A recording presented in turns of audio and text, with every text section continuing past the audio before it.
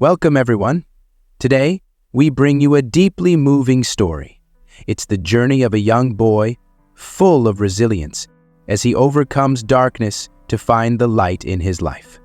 While watching, share your thoughts in the comments. What strength do you think helped him overcome his challenges? And if you were a character in the story, what would you do to help? Don't forget to like if this story resonates with you and subscribe to stay updated with our upcoming stories. The clock ticked relentlessly in the dimly lit 911 dispatch center, its sterile hum filling the void of silence during Elisa's night shift. A seasoned dispatcher with a calm demeanor, Elisa had heard everything from frantic cries to incoherent ramblings. Yet, when the line buzzed and she answered with her practiced, soothing tone, she wasn't prepared for the voice that greeted her.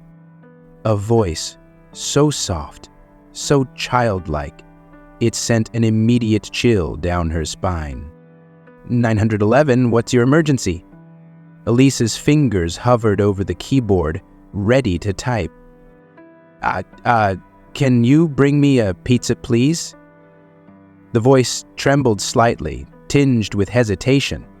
For a moment, Elisa frowned, certain this was a prank call, but something about the voice, a fragile mixture of fear and innocence, made her pause. "Sweetheart," Elisa said, her voice as gentle as she could muster. "Where are your parents? Can I speak to them?" There was a pause, the kind that stretched like an eternity in situations like this. Then the voice, smaller now, whispered, "They're sleeping. They won't wake up." Elisa's heart sank. Years of training kicked in, propelling her mind into overdrive. "What's your name, honey?" "Ethan," the boy replied. Her hands moved rapidly over the keyboard, noting the urgency of the situation while she kept her tone calm. "Ethan, where are you calling from? Can you tell me your address?" As Ethan mumbled the address, Elisa felt the first crack in her professional shell. The location, a rundown neighborhood known for poverty and drug activity, heightened her growing sense of dread. "Ethan, you said you're hungry. How long has it been since you last ate?" I don't remember," he admitted, his voice breaking. 3 days, maybe." Elisa's chest tightened. "Are you hurt, Ethan? Are you safe right now?" "I'm hiding," he whispered. I'm scared." For a fleeting moment, Elisa closed her eyes to steady herself. "Ethan, listen to me. I'm sending some friends to help you. They're officers, and they're really nice. They'll take care of you." She dispatched officers Sarah and Benedict, the urgency palpable in her tone. "Child at the location, potential neglect or abuse. Approach with caution." Across town, Officer Sarah adjusted her bulletproof vest in the squad car as her partner Benedict navigated the dark streets. "You think this is real?" Benedict asked, glancing at the address on the GPS. "A kid asking for pizza?" Sarah's jaw tightened. "If it is, and we don't take it seriously, we might regret it." The house came into view, a dilapidated structure barely standing under the weight of neglect. Broken windows, graffiti, and trash scattered the yard, a silent testimony to the lives within. Sarah and Benedict stepped out, their flashlights slicing through the darkness. Inside, the air was thick with the pungent stench of decay and despair. Sarah's heart sank as she surveyed the living room. 2 adults, presumably Ethan's parents, lay slumped on a threadbare couch, surrounded by paraphernalia that confirmed her worst fears. Empty needles and burned spoons glinted under the flashlight's beam. "Jesus," Benedict muttered. "They're overdosing." "Call it in," Sarah barked, already kneeling to check pulses. She noted shallow breaths and clammy skin. "We need EMS immediately. 2 adults unresponsive. Possible cardiac arrest." As Benedict radioed for help, Sarah's thoughts raced to Ethan. Where was he in this chaos? She stepped cautiously deeper into the house, her flashlight sweeping the dim hallway. "Ethan?" "It's Officer Sarah. I'm here to help you." No response. Just the eerie creak of the floorboards beneath her boots. Then, a faint shuffle. A sound, almost too small to hear, led her to a cluttered bedroom. The sight stopped her breath. A small figure huddled under a pile of tattered blankets, clutching a cordless phone like a lifeline. "Ethan," Sarah said softly, lowering herself to his level. "It's okay. I'm Officer Sarah. I came to help." Ethan didn't move, his wide, tear-filled eyes staring at her in silent terror. Bruises marred his pale skin, stark against the dim light. Sarah extended her hand slowly. "You're safe now, I promise." After a long pause, Ethan crawled out, trembling like a leaf in a storm. "Are they gone? My parents?" Sarah's throat tightened. "They're getting help, but right now, it's just you and me." Back in the dispatch center, Elisa couldn't shake the sound of Ethan's voice. It haunted her, gnawing at her even as the night wore on. She had stayed on the line until the officers arrived, reassuring Ethan with every word. Now, waiting for updates, she prayed the boy was safe. Her screen blinked with a new report. 2 adults critical, suspected overdose, child rescued. Elisa exhaled a shaky breath, but it wasn't relief. The weight of what Ethan had endured felt unbearable. At the hospital, Ethan sat in a sterile examination room, his small frame dwarfed by the oversized hospital gown. Sarah sat beside him, holding his hand as the doctors treated his bruises and ran tests. The nurses whispered amongst themselves, exchanging glances of pity and anger. "Long-term abuse," one of them murmured, and Sarah's grip on Ethan's hand tightened. Ethan turned to her, his voice barely audible. "Am I in trouble?" Sarah's heart broke anew. "No, sweetheart, none of this is your fault." She kept her promise to stay by his side, even as his parents, now stabilized, were wheeled into the ER under police custody.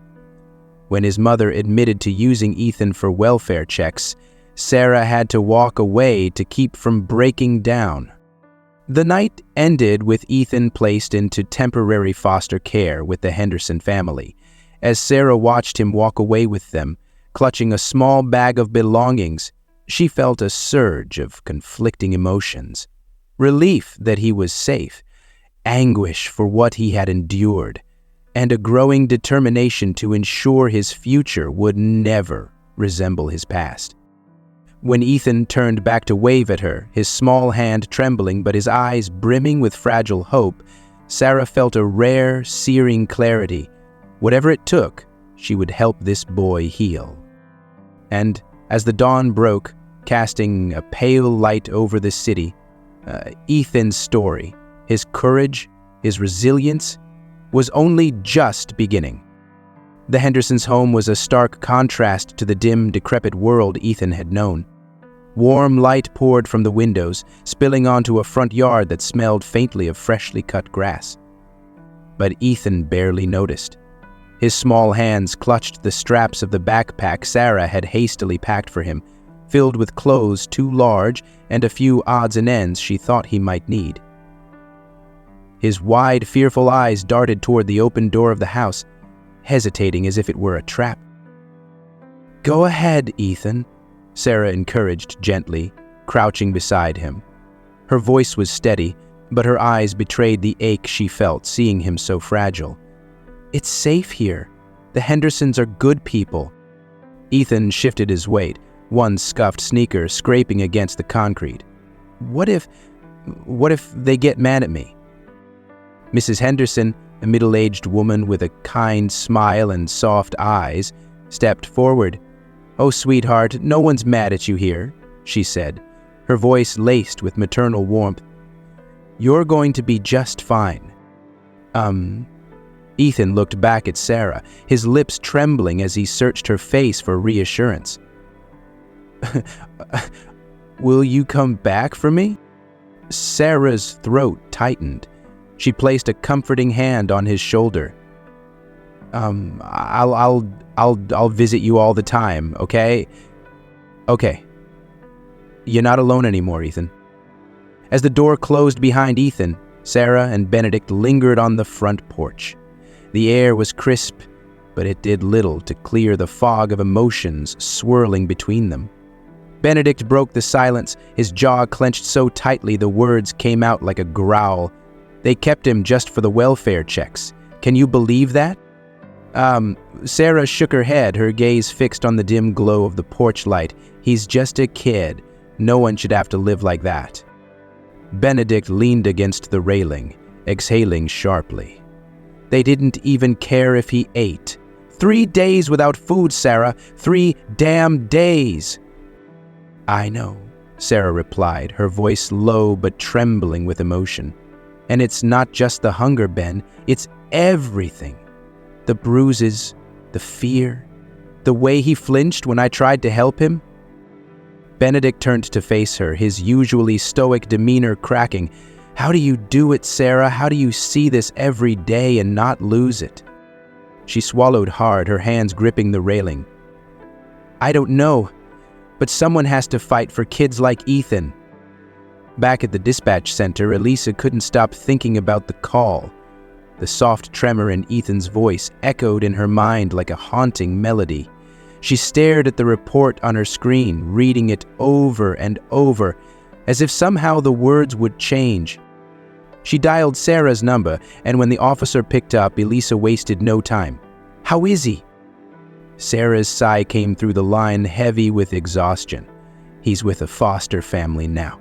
They're good people, Elisa, but he's terrified. Elisa's heart twisted. Terrified of what? Everything, Sarah said, her voice cracking slightly. Of being abandoned again, of being punished. He's just a little boy, Elisa, and he's been through hell. The dispatcher leaned back in her chair, the weight of the night pressing down on her. He asked for a pizza, she whispered. That's all he wanted, just something to eat. Hours later, at the hospital, the reality of Ethan's situation grew darker. His parents lay in separate rooms, their wrists bound to the hospital beds. Machines beeped steadily, their cold rhythm a sharp contrast to the chaos they had left behind. Sarah stood outside one of the rooms, arms crossed tightly over her chest as she watched the mother regain consciousness. Her eyes fluttered open, unfocused and groggy, before landing on Sarah with a mix of irritation and fear. What's going on? The woman slurred, her voice heavy with the remnants of drugs. Sarah's stare was ice cold. What's going on is that you overdosed and left your son to fend for himself. The woman blinked slowly, then let out a bitter laugh. Ethan, he's fine. He's a tough kid. Tough? Sarah snapped, stepping closer. He called 911 because he was starving. He hasn't eaten in days because of you. You think that's fine? The woman's face twisted, a fleeting hint of guilt flashing across her features before it was buried beneath apathy. We needed the money. The checks. That kid. Don't. Sarah interrupted sharply, her voice low and dangerous. Don't you dare talk about him like he's a burden. He's a child. Your child. In the next room, Benedict confronted Ethan's father, who seemed less remorseful and more annoyed. You have any idea what your son's been through? Benedict asked, his voice dripping with barely restrained fury. The man shrugged, his eyes bloodshot but defiant. He's alive, isn't he?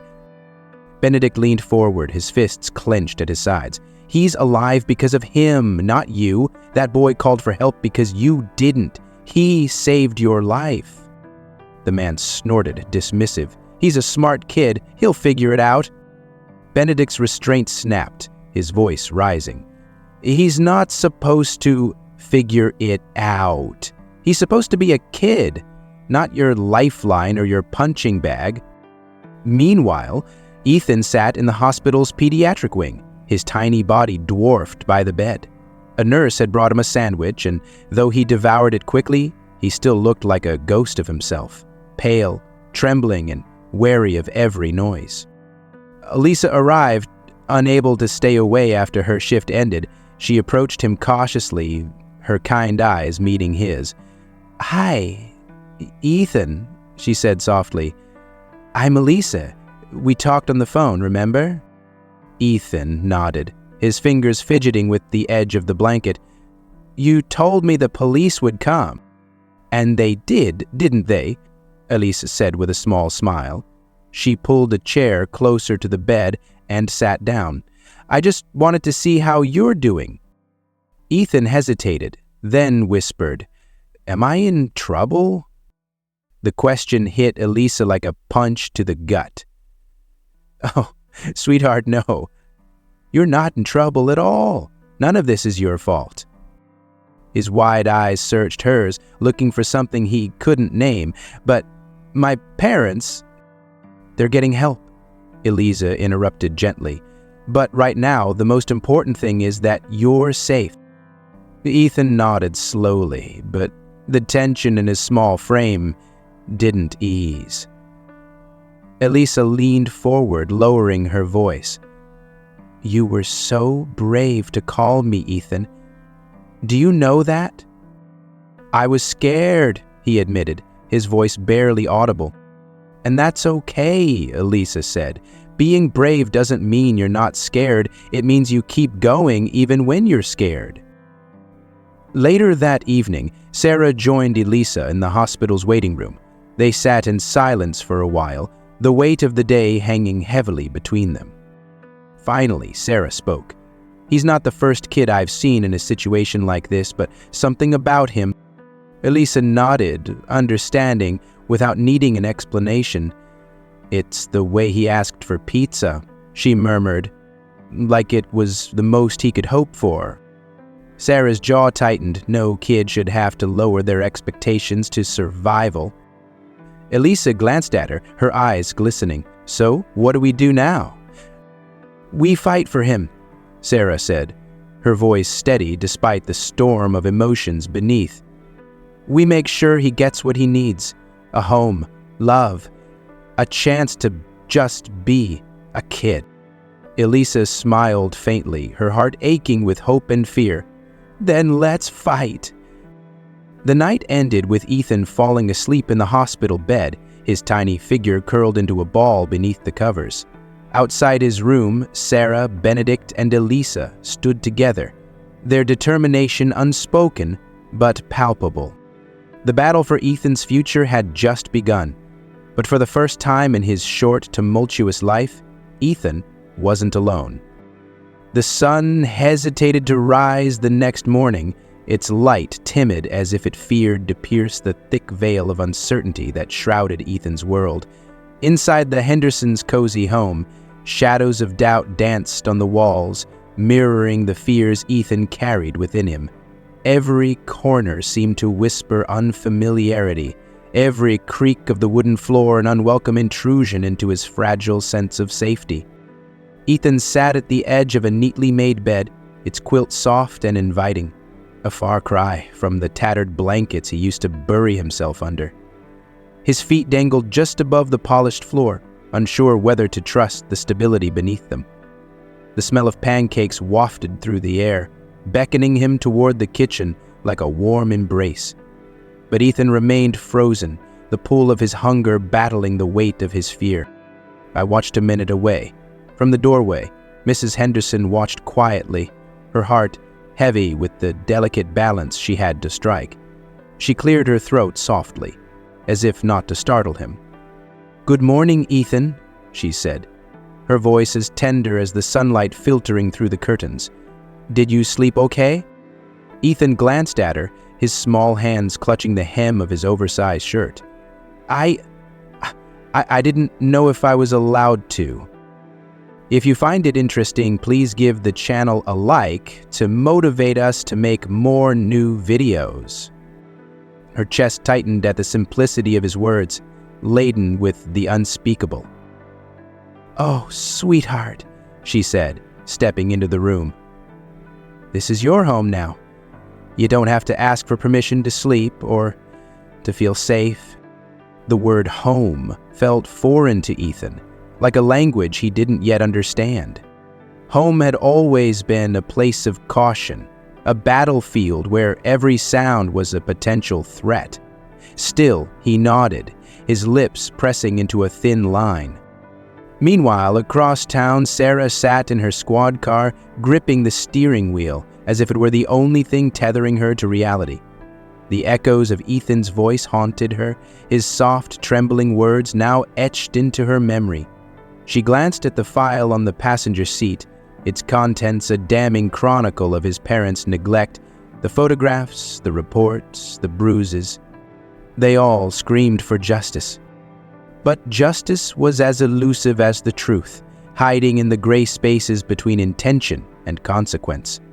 The system itself, personified as a sluggish, bureaucratic beast, loomed large and indifferent, its tangled web of protocols threatening to ensnare Ethan's fragile future. Sarah exhaled sharply, her breath fogging up the windshield. "Not this time," she muttered to herself. "He's not slipping through the cracks." Benedict's voice crackled over the radio, a gravelly lifeline breaking the silence. "You good, Sarah? Or should I bring you coffee before we tackle the next mountain?" Sarah smirked despite herself, picking up the receiver. "Make it strong. We're going to need it." At the Hendersons, breakfast carried a tentative warmth, like a shy visitor unsure of its welcome. Ethan picked at his pancake, the syrup pooling on his plate untouched. Across the table, Mrs. Henderson and her husband exchanged subtle glances, their silent conversation a dance of concern and hope. "It's okay if you don't want to eat much," Mrs. Henderson said gently, breaking the silence. "But just so you know, we made extras and there's plenty for later." Ethan glanced up briefly, his eyes darting between the plate and her face. Are you going to be mad if I don't finish?" Her heart cracked a little more. "No, Ethan, not ever. Food isn't something you have to earn here." The pancakes on his plate, personified by their golden fluffiness, seemed to sigh in relief, no longer bearing the weight of expectations. Slowly, tentatively, Ethan took another bite. That afternoon, Sarah visited, her presence like a sturdy oak in the storm of Ethan's life. She brought a small gift, a toy car, its red paint gleaming as if it had a story of its own to tell. Ethan's eyes lit up for a fraction of a second before he quickly dimmed them, as though joy was a luxury he couldn't afford. "It's for you," Sarah said, crouching to his level. "You can play with it, crash it, or even take it apart if you want. It's yours." Ethan stared at the car, his tiny fingers hesitant to claim ownership. I don't know how to play," he admitted quietly. The words hit Sarah like a cold wind, leaving her momentarily speechless. "Well," she said after a pause, her tone soft but steady, "how about we learn together?"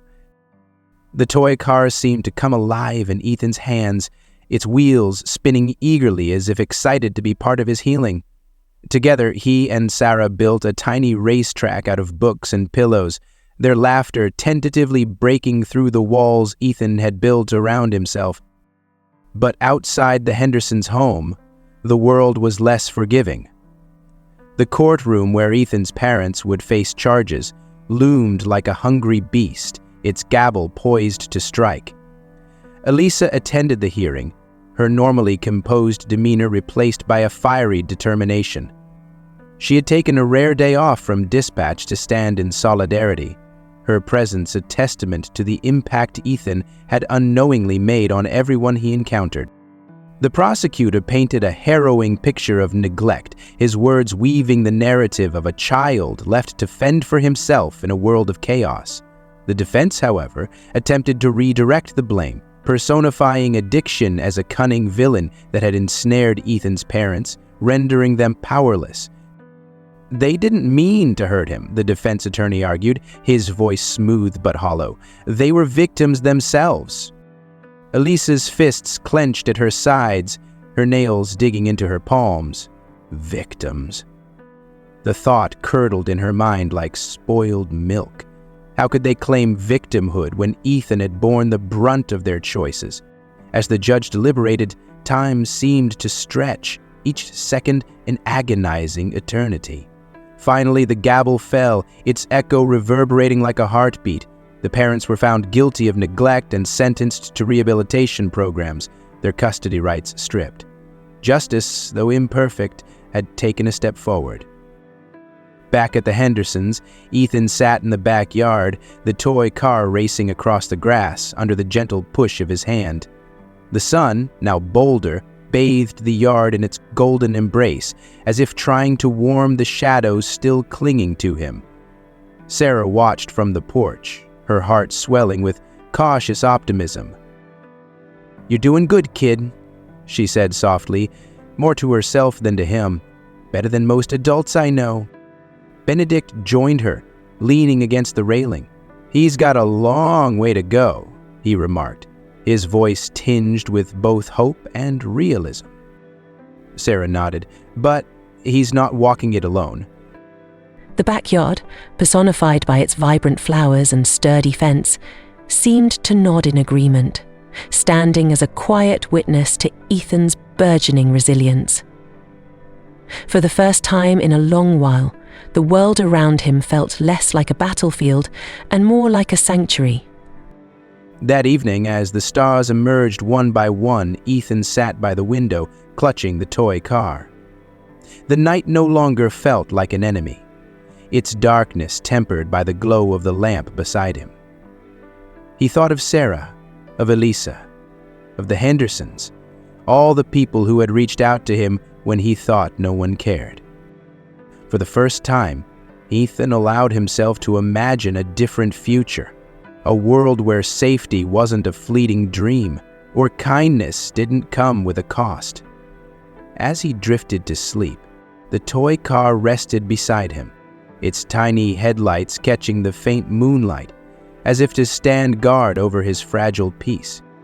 Ethan's life began to unfold like a cautious spring bud, unsure whether to bloom or retreat into the safety of its cocoon.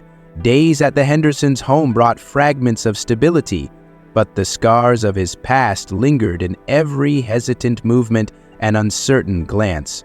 It was during one of these quiet days that the storm finally arrived, a confrontation with his deepest fears that would test not only Ethan's resilience, but also the resolve of those who had come to care for him. It started with a simple knock at the door, an unassuming rap of knuckles that reverberated through the house like a warning bell. Mrs. Henderson wiped her hands on a kitchen towel, her cheerful humming halting mid-tune. She opened the door to find Sarah standing there, her uniform neat, but her expression shadowed by an uncharacteristic heaviness. "Sarah!" Mrs. Henderson greeted, her smile faltering. "What's wrong?" "Oh."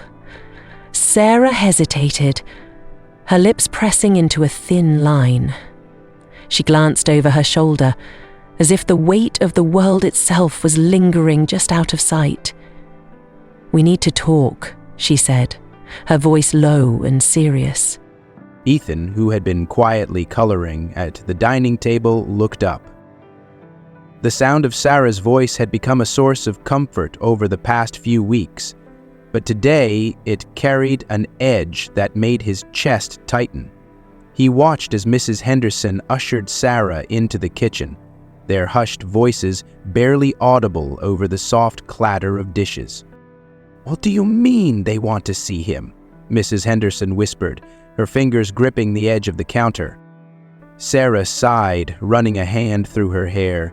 His parents are claiming they've made progress in rehab. They're requesting supervised visitation. Mrs. Henderson's face tightened with concern. "He's not ready. You've seen how far he's come, but he's still so fragile." "I know," Sarah said, her voice steady but tinged with frustration. "But the system gives them the right to try. All we can do is make sure it's handled with care." Ethan's ears caught fragments of the conversation, his heart pounding in his chest.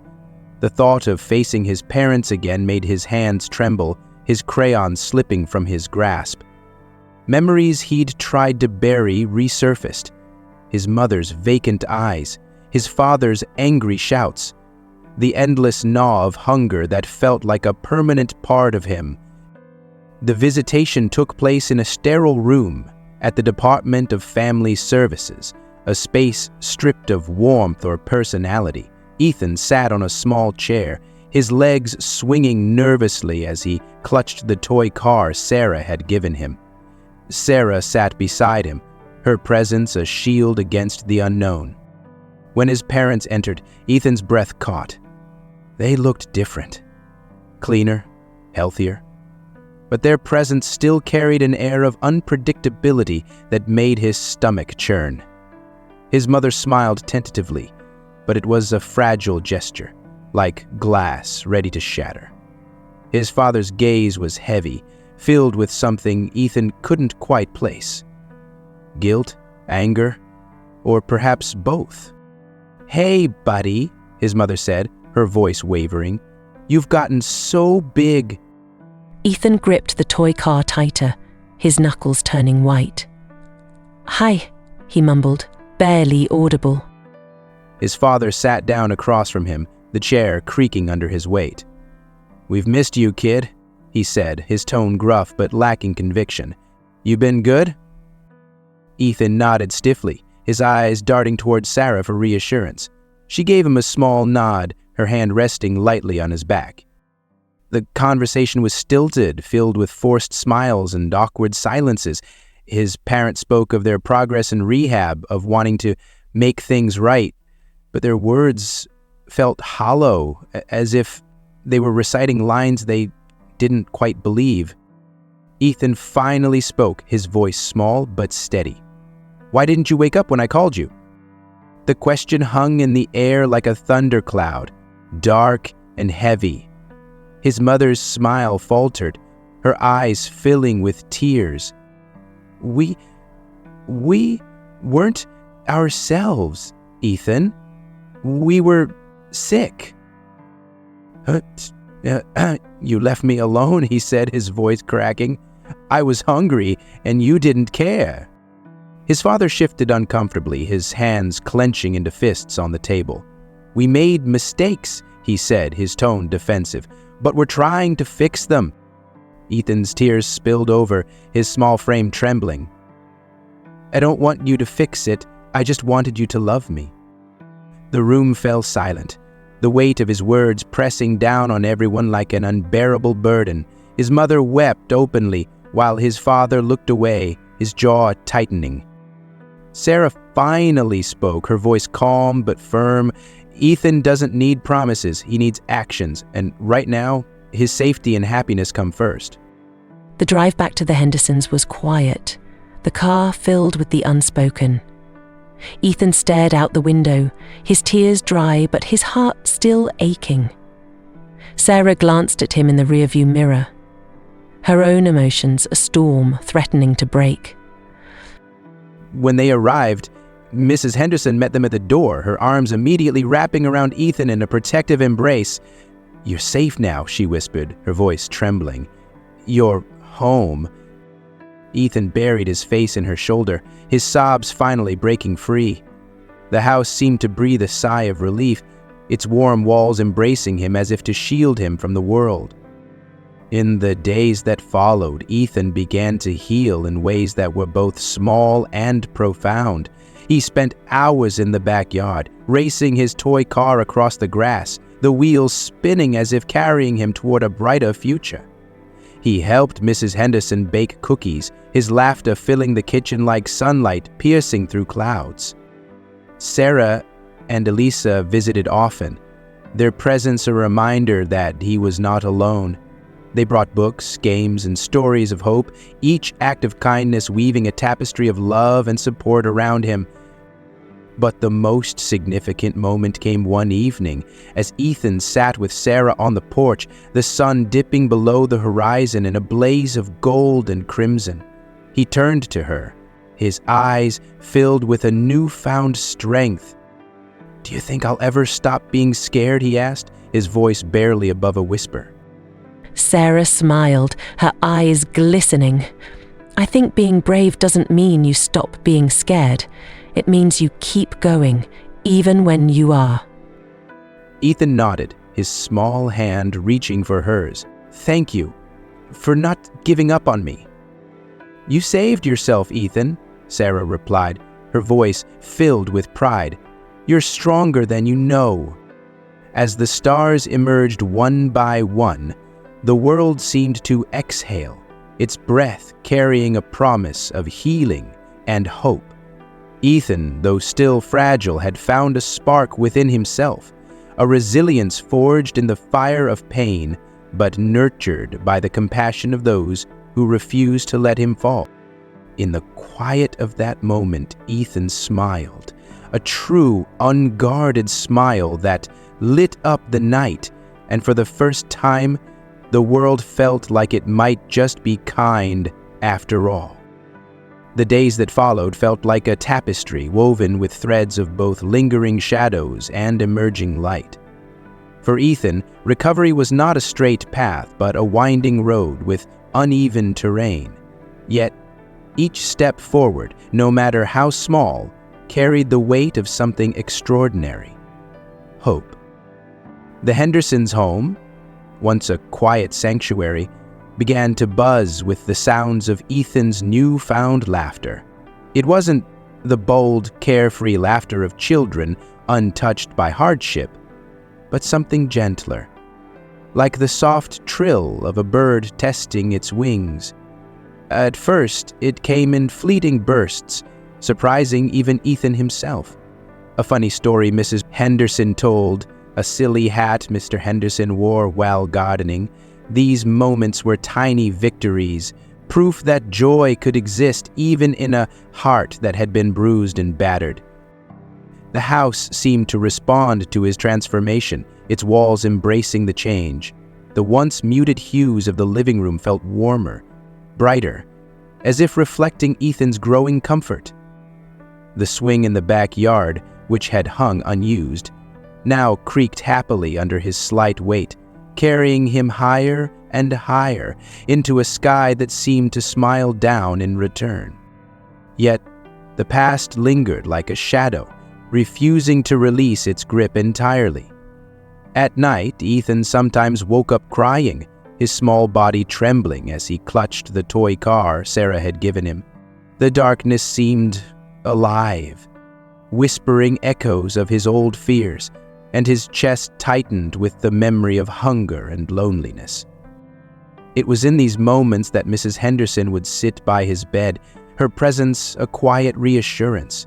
She didn't fill the silence with empty words or promises she couldn't keep.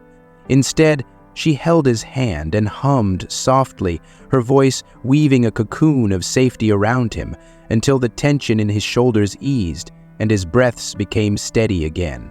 During the day, Ethan began to explore new routines that felt like lifelines, pulling him further from his past. Breakfast at the table with Mrs. Henderson became a ritual, the clinking of spoons against bowls of oatmeal a comforting rhythm. Afternoons in the backyard, where the grass swayed like an inviting carpet, were filled with games of make-believe. Even the quiet moments, sitting with a book on the porch, or helping Mr. Henderson plant flowers, were imbued with a kind of peace Ethan had never known. The little red toy car never left Ethan's side. It had become more than a gift. It was a symbol of his journey.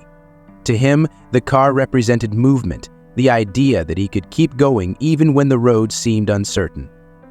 When he played with it, rolling it over the kitchen counter or racing it across the backyard, he imagined it carried him away from the pain he had endured, toward a future where kindness wasn't a fleeting gift but a constant.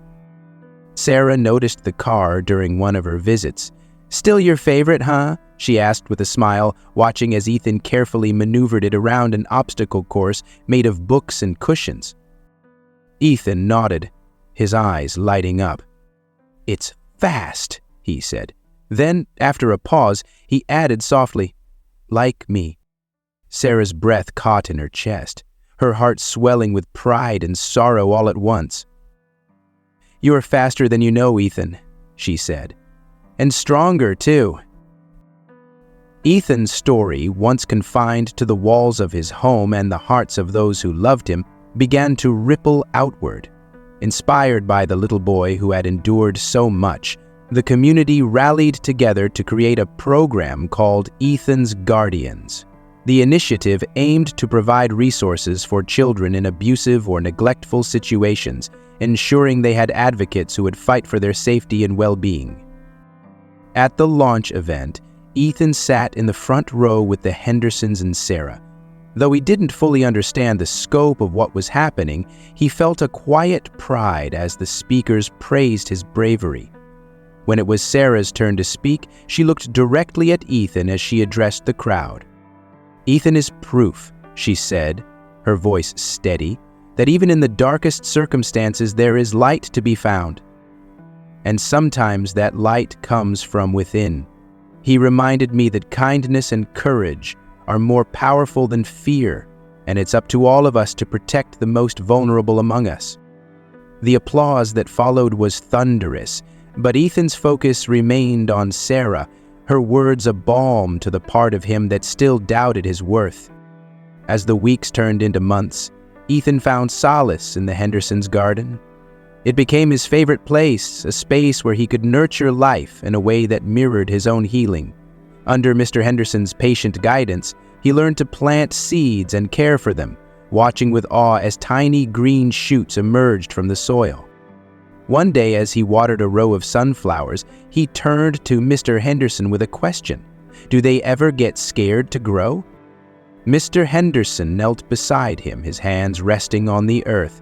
"Sometimes," he said thoughtfully, "but they grow anyway, because they know the sun is waiting for them." Ethan looked at the sunflowers, their bright faces tilted toward the light. For the first time, he allowed himself to believe that he too could grow, that the warmth of love and safety could help him reach heights he had never imagined. Christmas at the Hendersons brought a new tradition. Ethan, once too afraid to ask for anything, now stood beside the Christmas tree with Sarah and Elisa, his eyes sparkling as he helped hang ornaments. The tree, with its glowing lights and carefully wrapped presents, became a symbol of his journey, a celebration of how far he had come and the promise of what lay ahead. When it was time to open gifts, Ethan tore into his with an enthusiasm that brought tears to Mrs. Henderson's eyes. Inside was a model train set, its intricate details captivating him immediately.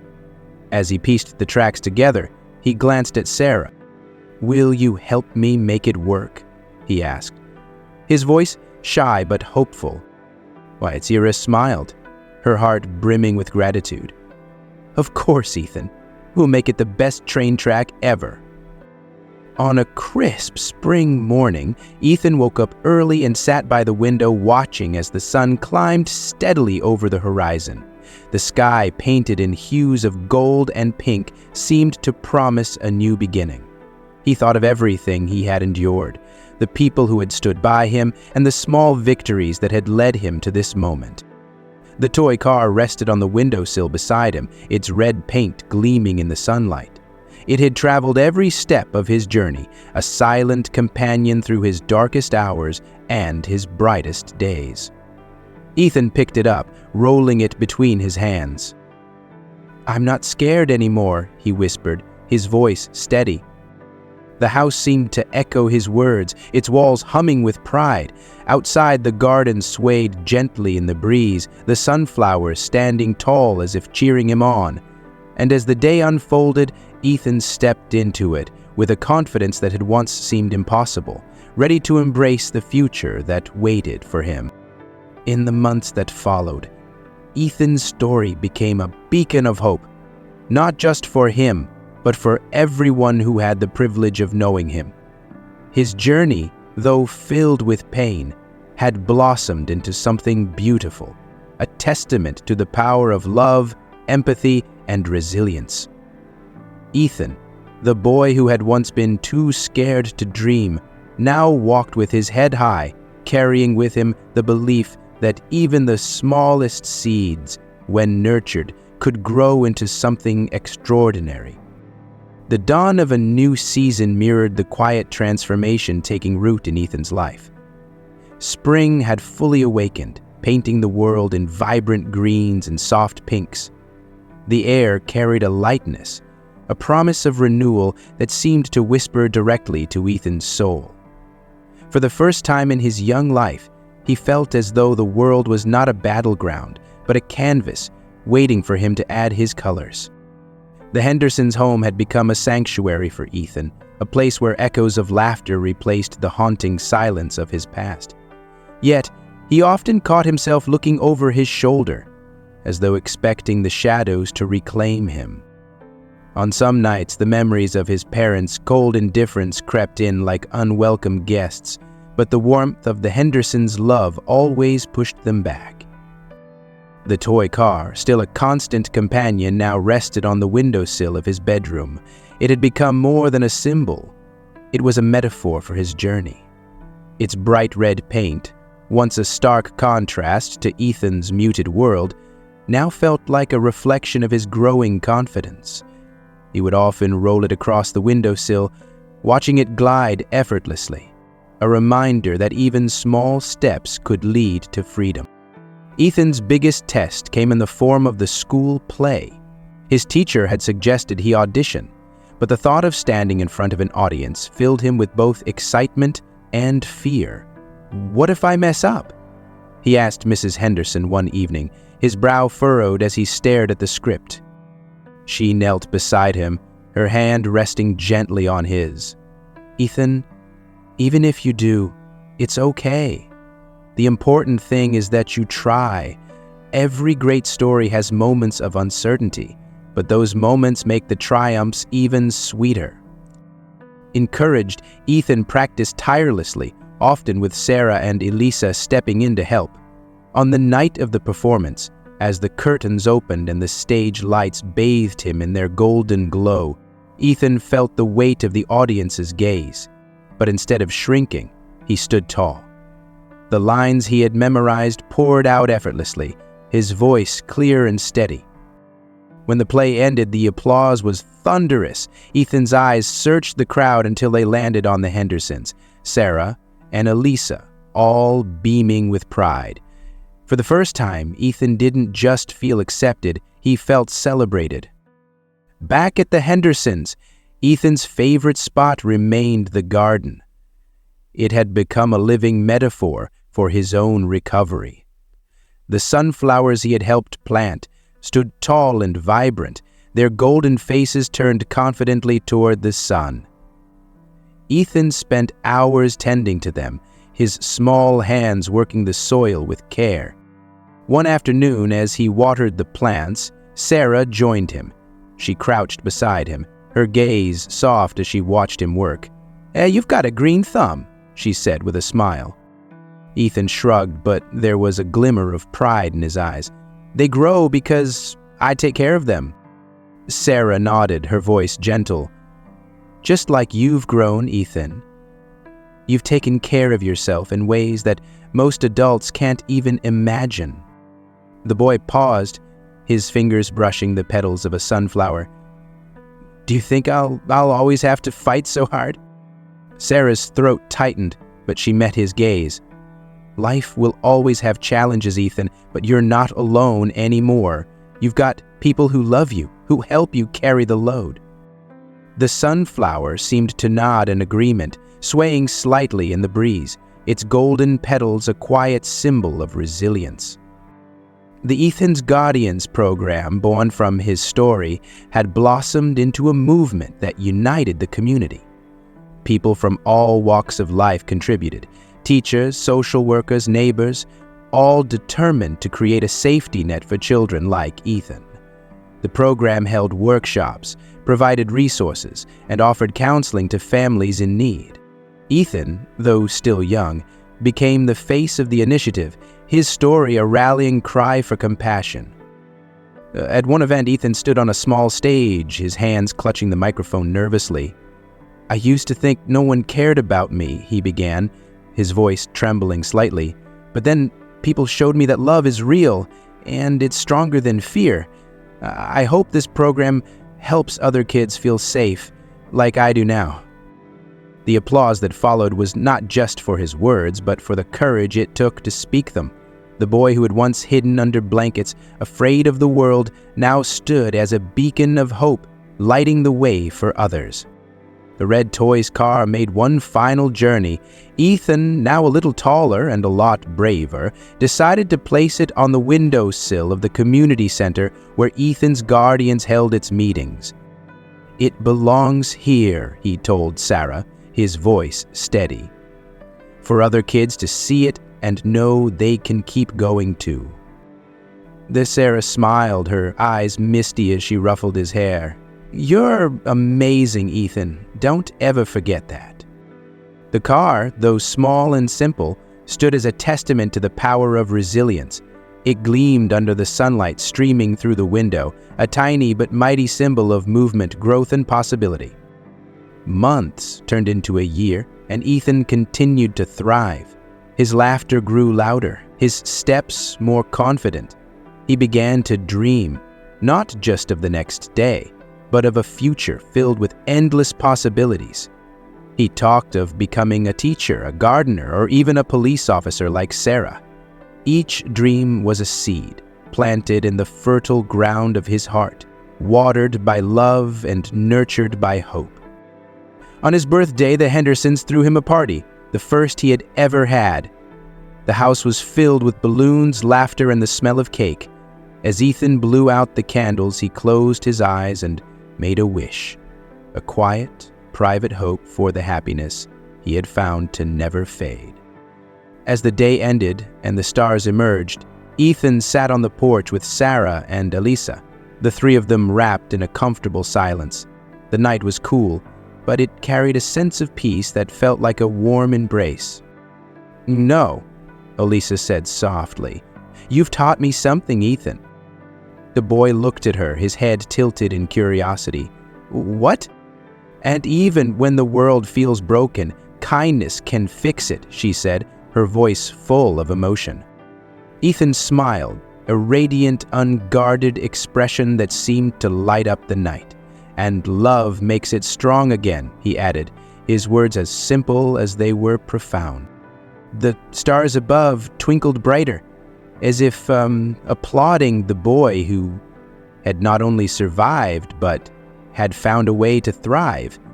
Ethan, once a symbol of fear and pain, now stood as a testament to the transformative power of love, community, and resilience.